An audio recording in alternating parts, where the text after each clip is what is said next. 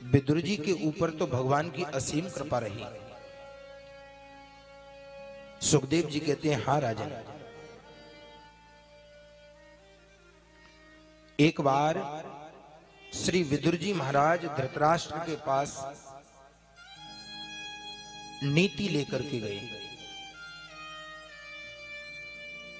और जाकर के कहा, राजन, तुम्हारे घर में जो दुर्योधन है ना, वो साक्षात कलयुग है, इसलिए आप इसका त्याग कर दो। धृतराष्ट्र कौन है? बोले, धृतराष्ट्र है अंधा।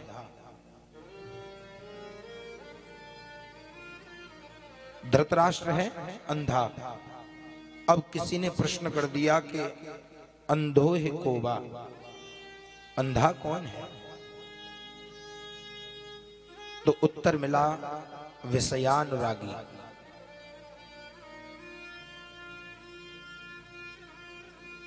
जिसका मन नित्य निरंतर विषयों की तरफ मुड़ा हुआ है,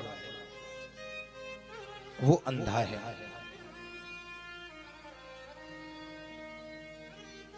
धृतराष्ट्र ने विदुर के सामने तो कुछ नहीं कहा, लेकिन जब विदुर जी चले गए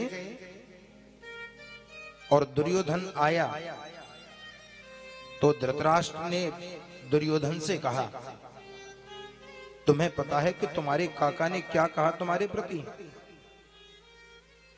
दुर्योधन ने पूछा, क्या कहा? बोले, वो तुम्हें कलयुग का स्वरूप बताता है, कहता है कि इसका त्याग कर दो। दुर्योधन ने जाकर के विदुर जी को अनर्गल प्रलाप कह करके, जिस थाली में खाते हो उसी में छेद करते हो, तुम्हें तनक भी शर्म नहीं आई? मैं तो तुम्हारे पुत्र के समान हूं।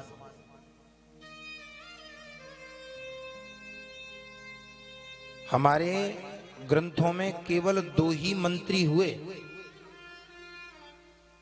एक तो श्री विदुर जी महाराज और एक विभीषण जी, और दोनों ही अपने राजा के पास में नीति का मार्ग लेकर के गए।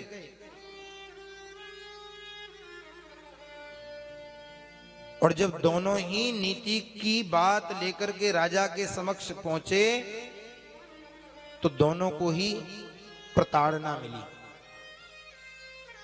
विदुर जी गए धृतराष्ट्र के पास, तो विदुर को राज्य त्यागना पड़ा,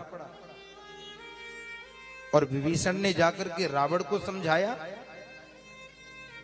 कि राम की शरणागति ग्रहण कर लो। दुनिया जानती है कि रावण ने विभीषण को लात मार करके घर से बाहर निकाला। क्यों? क्योंकि इस संसार में नीति किसी को अच्छी नहीं लगती है। नीति का मतलब समझते हैं? नीति का मतलब होता है जो हमारे धर्म ग्रंथों में लिखा हुआ है, जो हमारे शास्त्रों में लिखा हुआ है, उसके स्वरूप आपको अपना जीवन बिताना है। कितने लोग हैं जो धर्म शास्त्रों के अनुरूप जीवन व्यतीत कर रहे हैं? कोई नहीं करता। विदुर जी को राज्य से निष्कासित कर दिया। ऐसे व्यक्ति की कोई आवश्यकता नहीं है, जाओ। विदुर जी महाराज जानते हैं कि जब तक अपने ही परिवार के, अपने ही लोग जिन्हें आप अपना समझते हैं, जब तक वो अपमान नहीं करेंगे, तब तक जीव जाना भी नहीं चाहता है भजन करने को। कब जाता है? बोले, जब घर में लट पिटाई होती है ना, तब दिखत वृंदावन।